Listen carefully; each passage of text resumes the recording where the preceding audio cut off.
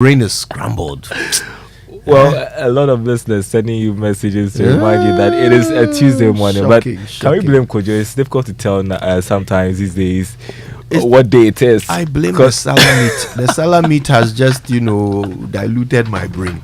But at least you got salamit. I got a little bit, yes. I'll tell you what I am not confused about. Mm-hmm. I am disappointed. I'm disappointed in the fight against Galamsey. I don't know if you and I have had a chance to talk about the now infamous Galamsey report. I don't think we have. We haven't. But the most interesting part of that report is the responses.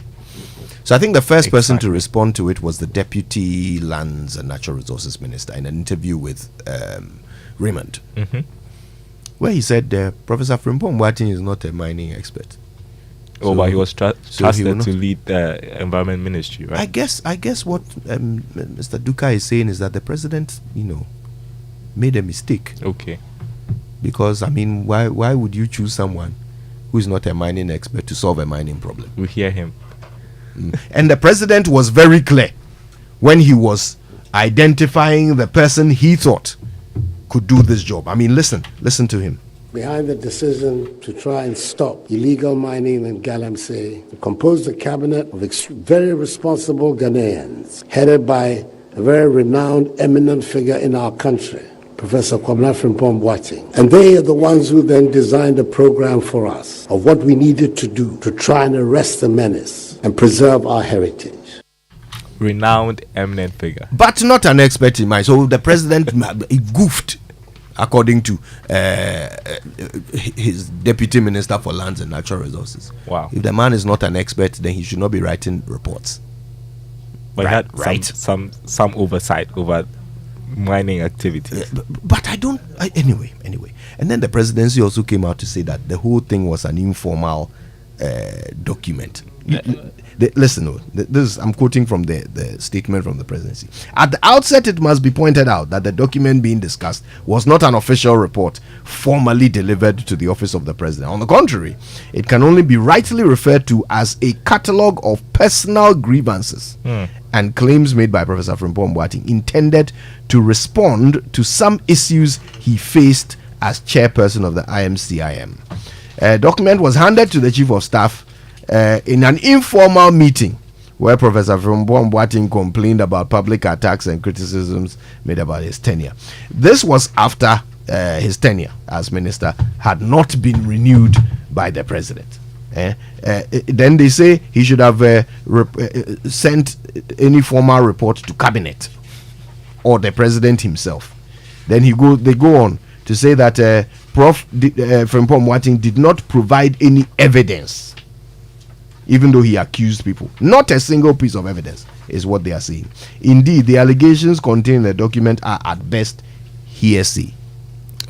They say Prof. Frimpong Boateng, since that meeting, has not done anything in furtherance of the matter. So basically what they are saying is that, he was crying his own cry.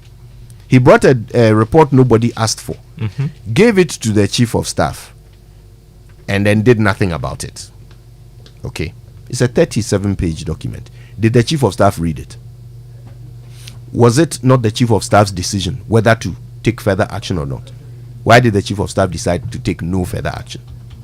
If somebody brings you a document, somebody you have given a job like this, eminent Ghanaian, reputable Ghanaian, according to you, the president, has written such a document, and you decide not to look into it because he didn't send it to the right person. It was an informal document. He didn't send it to cabinet. So chief of staff decided to do nothing about it. And the worst part is they are blaming him for not following up. So who actually cares about this fight against Galamsey? It's disappointing and embarrassing, to say the least. I don't know what to say right now, but he raises serious allegations that need probing, and I agree that there should be a national probe of a sort. What national probe again? The man has written a report, brought it to you. You say it's informal. But he raises serious allegations, and if we are serious about the fight against illegal mining, we should look into it. And the report that is informal and has no evidence, it contains an account of him meeting with the president several times. to raise issues, and the president saying, I'll look into it. And as we know, those issues, nothing has been done about them. Well, the president said he was going to put his presidency on the line. All right, we are watching. I don't know which line he meant. Anyway, the 6 a.m. news was brought to us by Total Energies. Total, we go the extra mile for you. Absa Bank Ghana Limited, helping you find a way to get things done. And Millennium Insurance, your trustworthy partner. Let's gear up now for the Joy Business Report, brought to us by Glyco Life Travel Insurance. Glyco, we cushion you for life.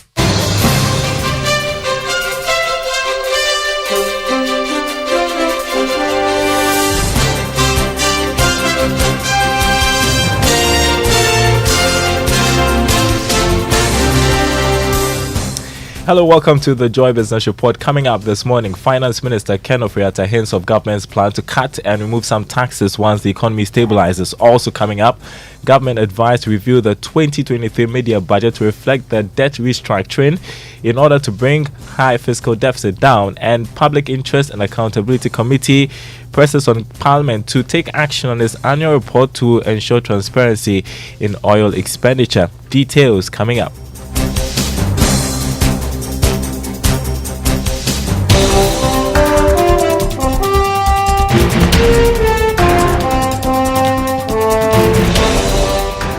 And thanks for being with us this Tuesday morning. My name is Daryl. Kwawu. First up, Finance Minister Ken Ofori-Atta has indicated government's plan to cut and remove some taxes once the economy stabilizes. Some analysts and business operators have warned recent taxes could lead to the collapse of some firms, whilst the state will not achieve its intended target.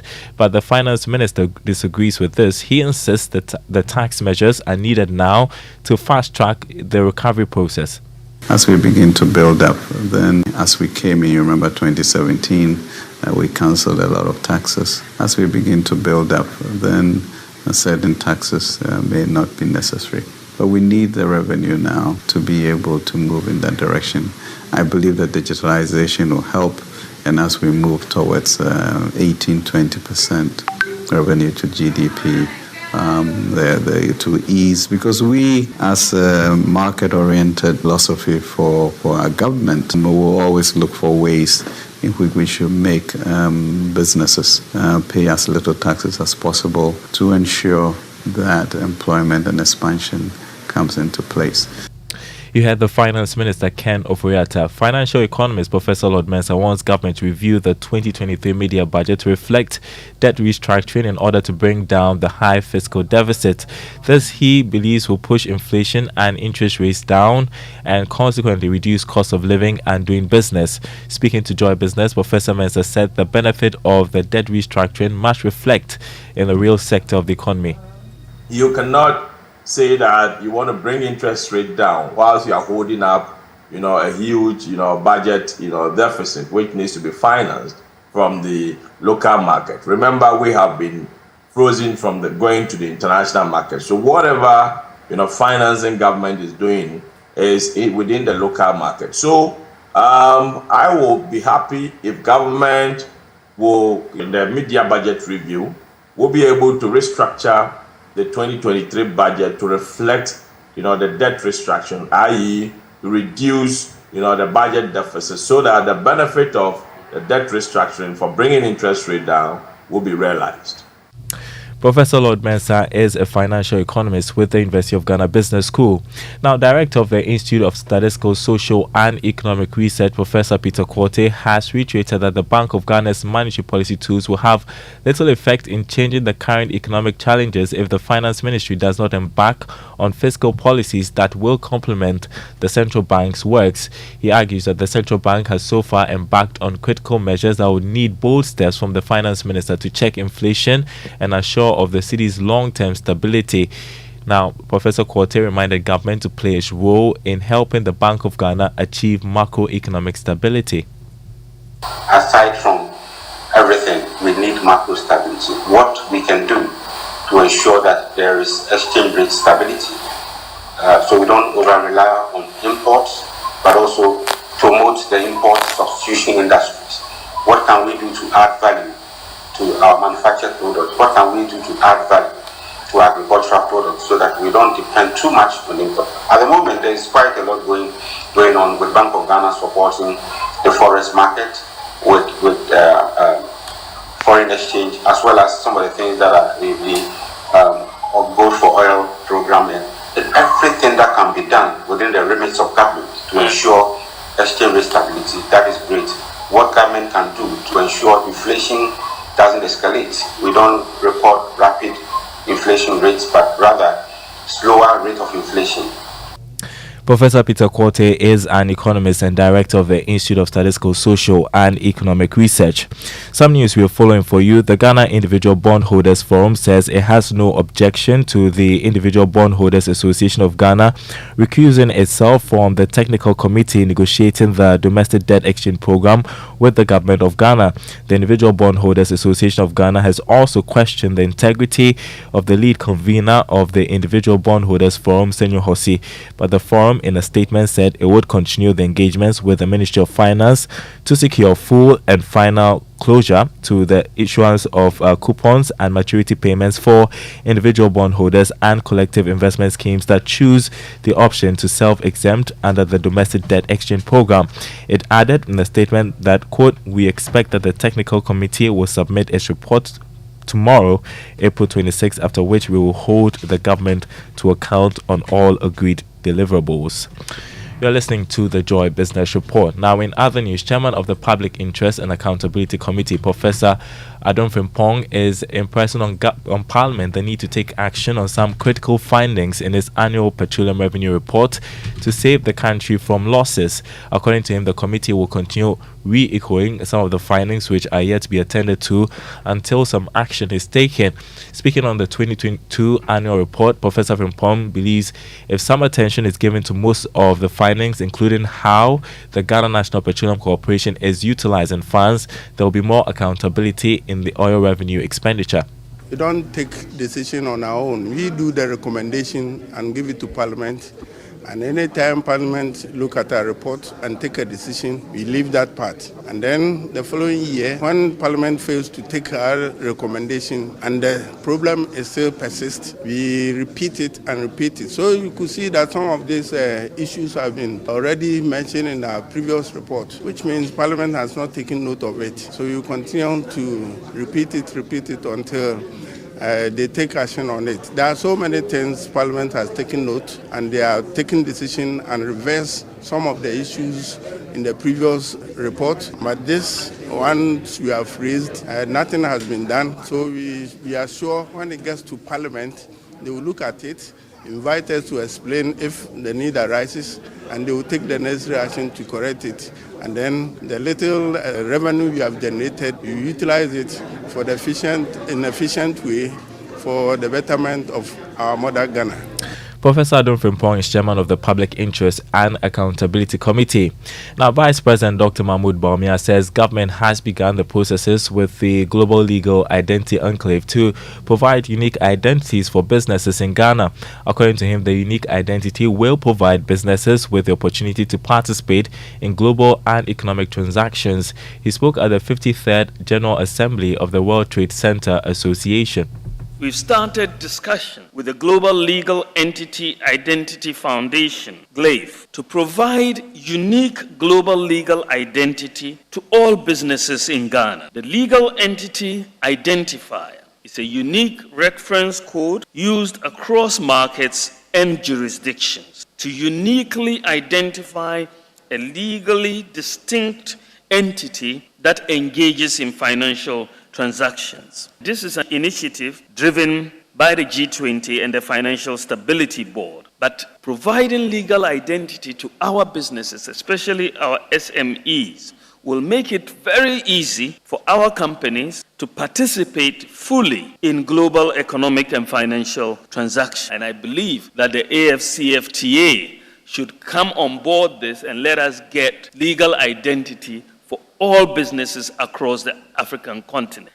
That was Vice President Dr. Mahmoud Bawumia. It's a Tuesday, so we get to bring you Investor Eye today. We'll tell you how some people can use pyramid schemes to deceive investors and take their monies. Here's Emmanuel Mensah, Peer Director in charge of Risk Management Department at the Securities and Exchange Commission. With the pyramid, they ask the investors themselves to go out and scout for more people to to come into the investment. So you bring 5 people, I bring 5 people. If 20 of us bring 5 people, they have 100 new people in their system to scan.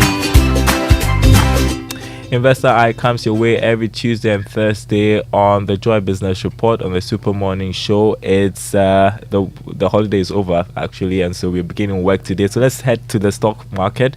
The Ghana Stock Exchange is expected to continue its fine performance this week. Grace Monayon has all the details for us. Last week, the stock market indices clawed back some losses due to price gains in 4 equities. The Ghana Stock Exchange Composite Index advanced 1.97% weekly to extend its year-to-date gain to 11.93%.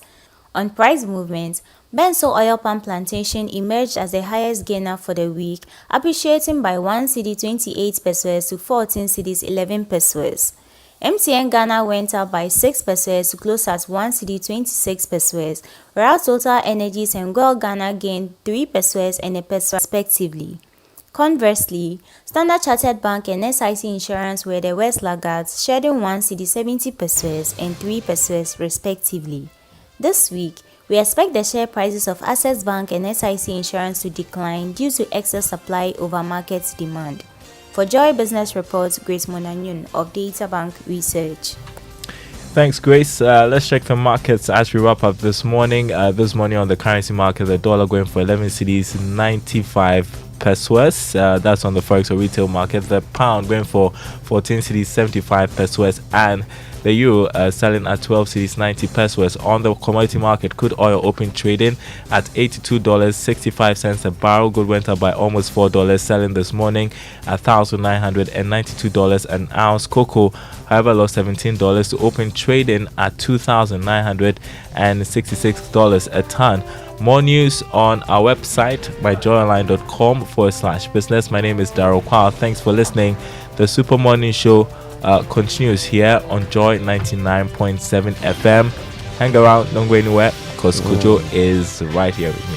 I'm surprised you didn't add megahertz super hits.